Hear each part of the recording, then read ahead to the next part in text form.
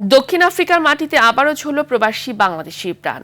৫ December সন্ত্রাসীরা দোকানে ঢুকে গুলি করে হত্যা করে টাঙ্গাইলের আমিনুর রহমানকে। খবর দেশে আসার পর থেকেই শোকে স্তব্ধ পুরো পরিবার। হাজার কিলোমিটার দূরে থাকা প্রিয় মানুষের লাশের অপেক্ষায় প্রহর গুনছেন স্বজনরা। নির্মম এ হত্যাকাণ্ডের যথাযথ বিচার চান তারা। টাঙ্গাইল প্রতিনিধি কামাল হোসেনের পাঠানো তথ্যচিত্রে সুলাইমান কবিরের রিপোর্ট।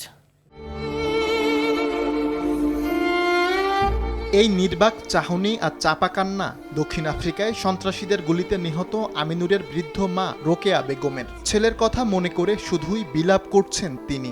আমি তো পাগল, আমি পাগল হয়ে গেছি, কইয়া হাঁটি না।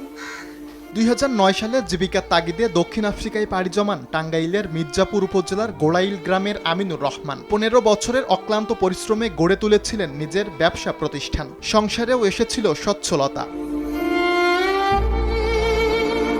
তবে সব স্বপ্ন শেষ এক নিমিষেই। ৫ ডিসেম্বর স্থানীয় সময় সন্ধ্যায় দক্ষিণ আফ্রিকার মাটিম্বো শহরে দোকানে ঢুকে এলোপাতাড়ি গুলি চালিয়ে আমিনুরকে হত্যা করে মুখোশধারী সন্ত্রাসীরা। মৃত্যুর খবর গ্রামের বাড়িতে পৌঁছানোর পর থেকেই বুক ফাটা আর্তনাদে ভারী হয়ে আছে আমিনুরের বাড়ি। স্বজনদের অপেক্ষা এখন কবে দেশে আনা হবে তার মরদেহ। ওর বাবা আমার সাথে কিছু শেয়ার করে নাই, আমারে শুধু বলতো তোমারে বললে তুমি আমার বাচ্চাদের সাথে রাগারাগি করবা, মন ভালো থাকবো না। এর জন্য সে আমারে কখনো কোনো প্রেশার দেয় নাই, আমারে কিচ্ছু বলে নাই।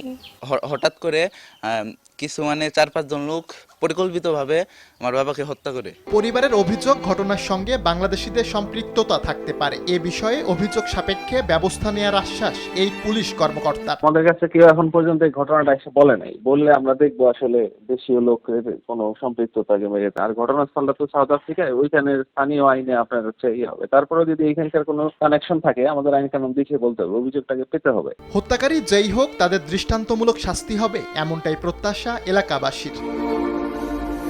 সুলাইমান কবির, RTV।